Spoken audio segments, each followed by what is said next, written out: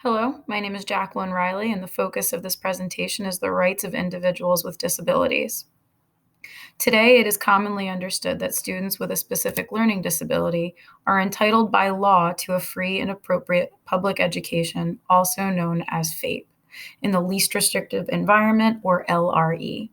There are many checks and balances in place to make sure that students' rights are being protected and that they are receiving a rigorous and high standard of education. What we look at as commonplace today, however, was not always the case in our not-so-distant past. In this presentation, we're going to explore a brief history of the rights of individuals with disabilities, common parent and student concerns when it comes to their rights, as well as personal attitudes, beliefs, teaching, and learning strategies for students with specific learning disabilities. An article titled 25 Years of Progress in Educating Children with Disabilities Through IDEA, found on the U.S. Department of Education website, mentions that prior to Congress enacting the Education for All Handicapped Children Act in 1975, known today as IDEA, too many individuals lived in state institutions for persons with mental retardation or mental illness. In 1967, for example, state institutions were homes for almost 200,000 persons with significant disabilities. Many of these restrictive settings provided only minimal food, clothing, and shelter. By 1970, U.S. schools educated only 1 in 5 children with disabilities, and many states had laws excluding certain students. Data from the Office of Special Education Programs 2018 reports that 34.4% of children ages 3 to 21 served under IDEA in the 2015-16 school year were classified as having a specific learning disability. So this would mean that if you omitted all of the other 12 classifications under IDEA, not even all of those with learning disabilities alone would have been educated in U.S. schools in 1970, assuming the numbers back then were similar to the numbers today.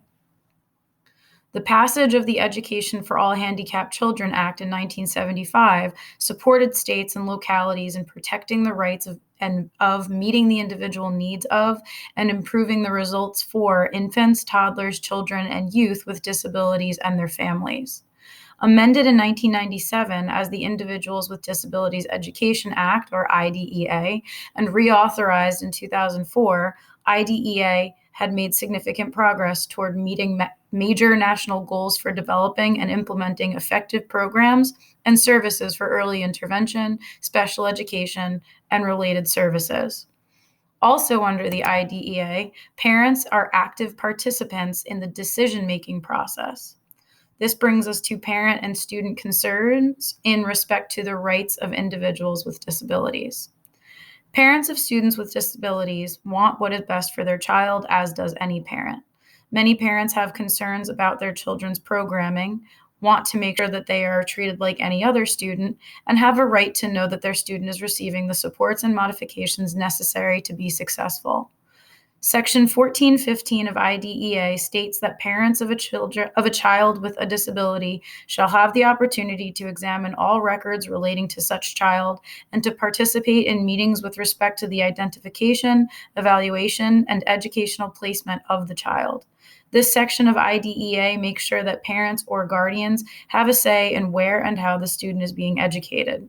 Parents are a part of this child's team and have valuable insight as to what may work and not work for a particular student.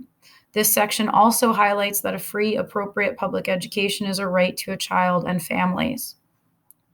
When appropriate, especially as students get older, it is encouraged that students attend meetings such as annual reviews and progress report meetings to advocate for themselves and their wishes as to their educational programming and transition planning. Here, student feedback and concerns are taken into account when planning for the future programming of the student. As for students and their programming, I believe that since it's a right that students with learning disabilities receive an appropriate education, many should have social skills added to their programming to help support not only their social and emotional well-being, but also their academic success in areas such as listening skills and the ability to manage failure.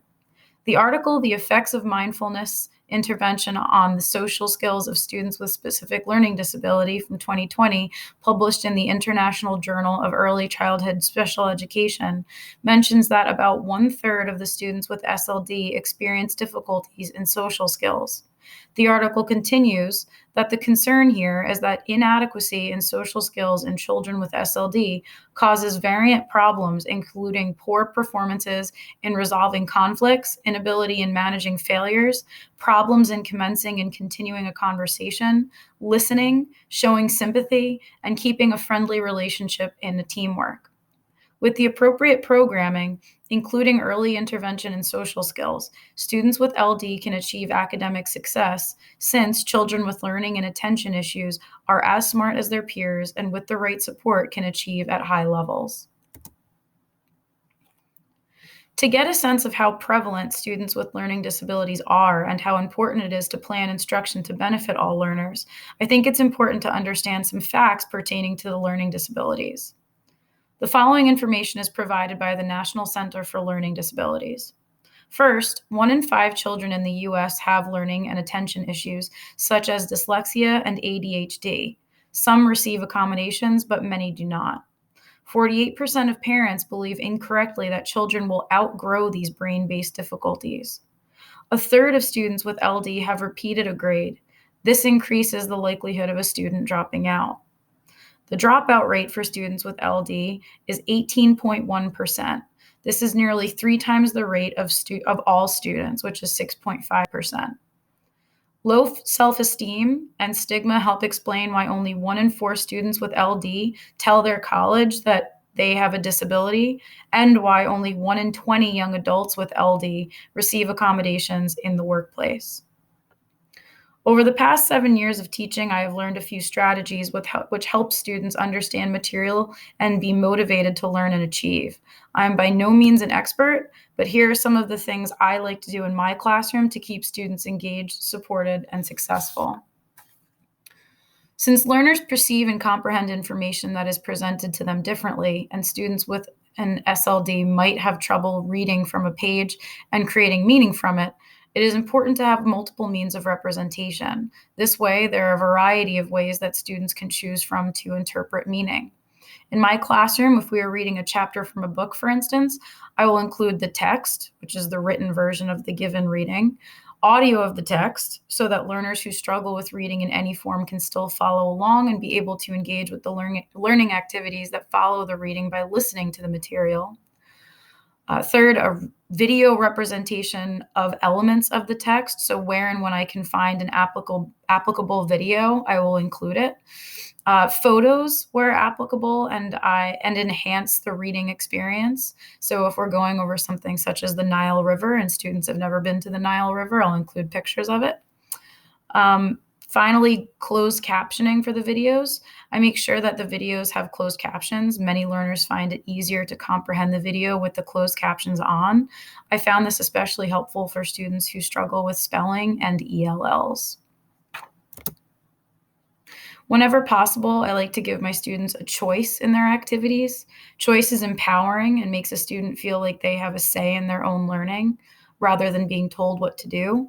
The article titled "To Engage Students, Give Them Meaningful Choices in the Classroom" mentions that giving students real choices in the classroom, such as having to do with the materials they study, the assignments they complete, the peers with whom they work, and so on, can boost their engagement and motivation, allows them to capitalize on their strengths, and enables them to meet their individual learning needs. Finally, teachers should be in the trenches. I like to be in the trenches with my students. I walk around the room while students are working and probe them regularly, asking questions specifically to get a sense of their understanding. During work time, I give them both written and verbal feedback, oftentimes on the spot while they are mid-assignment. I also model questions or writing prompts for them in class in an I do, we do, you do format so that they have examples of how to properly perform a task before attempting it themselves. They also get a kick out of their English teacher spelling something wrong, which inadvertently sends a message that it's okay to make mistakes and that is a normal part of the learning process. Here is a list of references used in the making of this presentation. I hope it has given you a better understanding of some of the rights of people with disabilities, specifically those with LD, as well as historical perspectives, parent and student concerns, and some of my personal beliefs, attitudes, and concerns about appropriate programming for students with LD, and a few teaching and learning preferences that I have found to be beneficial for all learners, including those with LD. Thank you for watching.